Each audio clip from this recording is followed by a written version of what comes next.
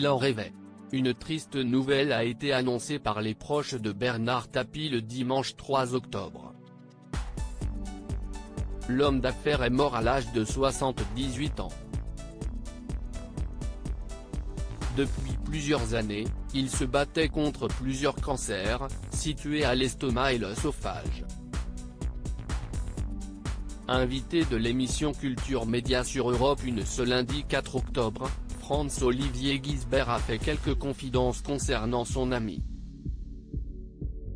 Il a notamment évoqué l'un de ses plus grands rêves, qu'il a abandonné par amour pour sa femme. Lorsqu'il est devenu actionnaire du journal La Provence en 2012, Franz-Olivier Gisbert était persuadé que Bernard Tapie voulait conquérir la mairie de Marseille. Quand il m'appelle en me disant j'ai acheté la Provence, je rigole.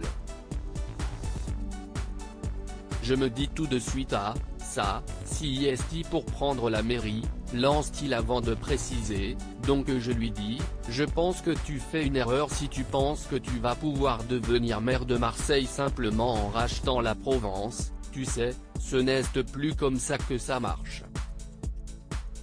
Une histoire qu'il a qualifiée de ridicule à ce moment-là. Il y a renoncé. Bernard Tapie et Marseille sont une longue histoire d'amour. Ainsi, si est sans surprise qu'il avait pour ambition de devenir maire de Marseille, affirme Franz-Olivier Gisbert. Toutefois, s'il n'a jamais concrétisé ce rêve, si est par amour pour sa femme Dominique. Il me répond, ah non, je ne peux pas, je ne me présenterai pas à la mairie de Marseille. Si est exclu, ce n'est même pas la peine d'y penser parce que Dominique m'a dit que si je me présentais à la mairie, si je rentrais encore à nouveau en politique, elle me quittait, s'est souvenu le journaliste. Si est là qu'on voit l'importance considérable de sa femme Dominique, dont on ne parle pas beaucoup mais ils avaient une relation totalement fusionnelle, précise-t-il ensuite.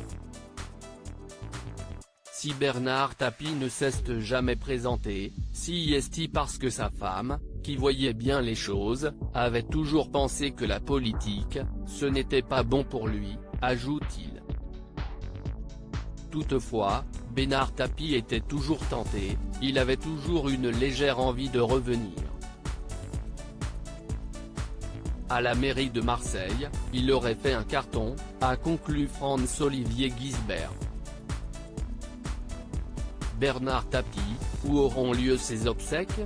Dans le communiqué publié par les proches de Bernard Tapie pour annoncer sa mort, il est indiqué qu'il souhaitait être inhumé à Marseille, sa ville de cœur. Si est donc sans surprise qu'un hommage va lui être rendu au stade Vélodrome ce jeudi 7 octobre.